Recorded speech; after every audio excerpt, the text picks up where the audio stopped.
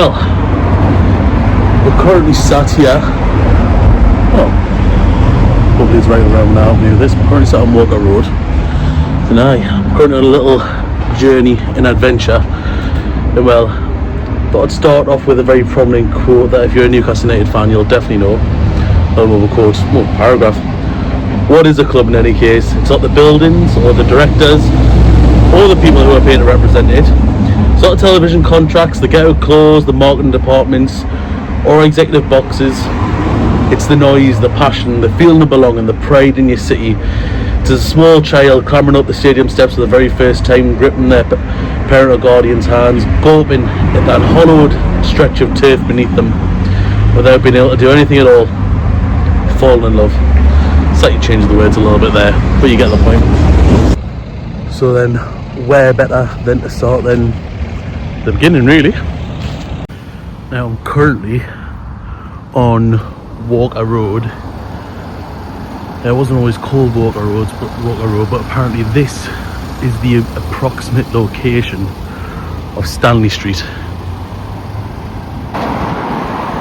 Now, Stanley Street was home to Stanley Cricket Club, and in November of 1881, 144 years ago this week, they met at a local confectioner's on Shields Road up in Baker, which way back up the hill there. Yeah, they met there and decided how was the cricket team going to keep fit during the winter, and then in that meeting Stanley Football Club was born and played its first games around here on Stanley Street. Well, it's now Walker Road. I don't know the exact approximate location. Some people say it is there. It's St. Peter's Social Club, but we're going to explore the former pitches of, well, Newcastle United, shall we say. Yeah, Stanley, for the first year of their existence, played the games around here, but apparently they were getting confused with another place, Stanley I think Stanley's in County Durham, also the home of Lewis Miley. And yeah, so they decided that in 1882 they would change the name from Stanley FC to Newcastle East End. And that's who we'll be covering in the first part of this video, Newcastle East End. We'll get Newcastle United eventually, but we're just going to do Newcastle East End first. Yeah, so we'll just take it all in. Newcastle United began its life just around here, just in the south end of Baker. Wild. Right, safe to say I'm knackered, and I probably took the wrong turn. So just walked up from the bottom of Baker now towards the top, because Newcastle's next home ground was at a place, well, known as Michael's Vicarage, but St. Michael's Church is just back there, but I don't think the vicarage exists anymore. But apparently the only bit that's still left is the entrance, so we're gonna head there now. Yeah, the Baker that existed back then ain't the same one that exists now. I mean, maybe that's what I need to do for this. I probably should have found some more maps, but I'm gonna explore. Maybe get to know the origins a bit, and maybe might see something interesting, who knows. We're now on Boreful Street. I honestly feel like I've done 2 trips up level 7 twice after going from the bottom of Baker to the top. Yeah, I'll try to see if you can see the top of St. Michael's Church, but I don't think you can. But what we do have here is right here, this little bit of wall here is all that's probably left of the original Baker,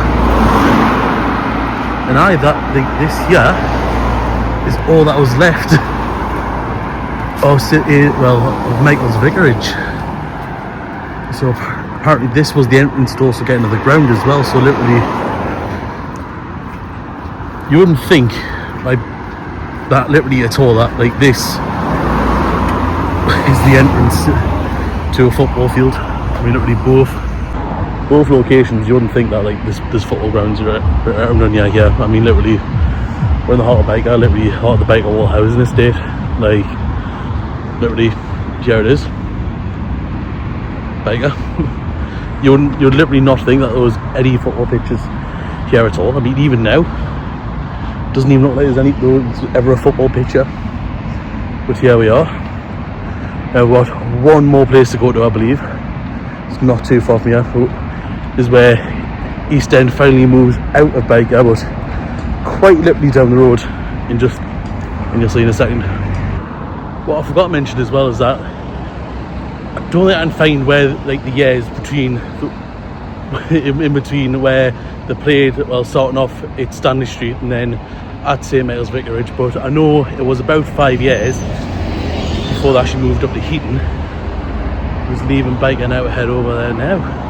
Again, literally when you get there, you're going to be like, how do you even know there's a football pitch here? I mean, literally it's, you just wouldn't, but to be fair, apparently at the time where this ground was, apparently was like one of the best grounds in the country at the time. Was even home to one of the first press boxes in the country, so shows how much it was going on. So God, we're going back all the way to 1886, Jesus, a long time ago. So we've finally made our way to Hertford Street here. Going round where you've got like Spencer Street just here, the new housing developments of the Heaton Quarter, another little cul-de-sac there, Hertford Court. But yeah, this round here was the site of Heaton Junction, where I was talking about that stadium I was talking about before. One of the other homes of Newcastle United, well, Newcastle East End, should I say. We will get on to Newcastle United later, but yeah, you would never think that there's ever been a football field here, but here we are. This is the sad thing about those spots that I've been to today. There's no blue plaques, like there's nothing to commemorate the years before Newcastle United. I mean, obviously, yes, we've been a lot of time talking about Newcastle East End, so I think we are going to travel west and talk about Newcastle West End. Not as much of an exciting journey. We've only maybe got 1 or 2 locations to go to, but I think you know where we're going to end up finishing. But I think before we go, we may have to do one quick honourable mention. I don't know if there's anybody in today, but there is a good video on the, I can't remember what YouTube channel it is, but it is like doing the other clubs of Newcastle, and he goes in the clubhouse and like sees what they're doing. To be fair, they do a lot of work for the community, like Newcastle East End and so they've got, how many pitches they've got? They've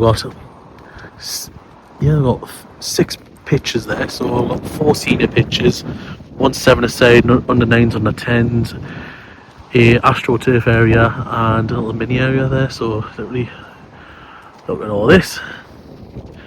I quite like coming here, just well, for the last, must be 40 odd, maybe 50 years now. I've had family who've lived on Stotts Road, so I do like coming here. But yeah, this is Newcastle East End. I've got a little cafe as well. Love a good cafe. So yeah, now let's head towards the city centre and we'll talk about West End and the origins of Newcastle United. I got a little bit emotional and choked up as I was walking here, because I was going to talk about when I got to St James's Park, but West End played there until 1892, I think it was, when West End died. And slightly a bit of spoilers, but East End is going to move from Heaton to St James, and we are going to talk about that when we get there. And I mean, that was when the merger happened. Not long after, East End decided to change their name to Newcastle United to unite both sides of the city. But I got a bit choked up as I walked along here, because when we won the League Cup trophy, this is where we came to do our trophy celebration. Now you probably think the real reason, yeah, it would have been for capacity, because I mean, look at how big this field is and how many people you can fit here. But it always feels like it was a bit of a homecoming for West End, even though yes, West End might not technically exist anymore. But when we won a trophy, we brought it home for West End in some ways. Like, we brought the trophy home for West End, which, yeah, like, I don't know why, that just got me really choked up. Got me a bit emotional, like, as I was walking along here. I mean, I'm an East End of Newcastle lad, you know, like I say, for the last maybe 50 years, my family's like lived where Newcastle East End now plays. And here I am getting all choked up. So yeah, we're going to turn around now. Again, I wish there was some, just like East End, there's not very many signs that there was ever a football pitch here. But we are heading over there now to St James's to have a little chat about that. But here we are. We've finally arrived, heading towards the East Stand here. I only thought it's fair, since we are talking about the history of the club, might as well come to the oldest stand that we've still got standing at the minute, at the East Stand. And yeah, this is where, this was West End's next destination now. I was quite surprised when I was looking up a bit of information about St James's Park, but West End weren't the first side to play here. It was actually a side called Newcastle Rangers who played here first for a couple of years, for about 2 years before West End took over. Ooh, wind is picking up now, so is the weather. The heavens have opened. We're going to go this way, have a little walk towards the Gallowgate. Yeah, so Rangers played here between 1880 and 1882, and then I think the ground was just empty for a bit. Well, it wouldn't be a ground as we know it now. And they came back for a year in 1884, and then West End moves in 1886, and well, West End story ends in 1892, and that's when Newcastle decided to take over the former home of West End rivals, and a couple of years later changed the name. But they spent, I think it was a couple of years they spent playing as East End, then decided, because I think a couple of players from West End joined, I think a few board members also joined East End, that they would change the name to Newcastle United. So I'm going to get under cover here because it is starting to rain a little bit. But yeah, here we are at the Gallowgate, probably arguably Newcastle United's most famous stand. But here we are, 144 years of history has led us here, and I've thoroughly enjoyed every minute of it. You know, literally 144 years today. The cricket club that played Stanley Street in Baker has their AGM on Shields Road in Baker, and decides that they're going to start playing football. A couple of ground changes, moving further up the hill into Baker, then finally into Heaton. Then the West End rivals doing the same almost a year later in the August. Now 2 ground changes for them. All leads us to here. And what a place it is. But no, the purpose of this journey, despite not probably being my best way, was to talk about origins and journeys. And considering a lot on this channel is going to be a bit of football chat and amongst other things, I thought, why not talk about the origins of Newcastle United, as it is the day this is going to be uploaded will be the 144th anniversary of Newcastle United. So without further ado, we're going to see where this journey goes.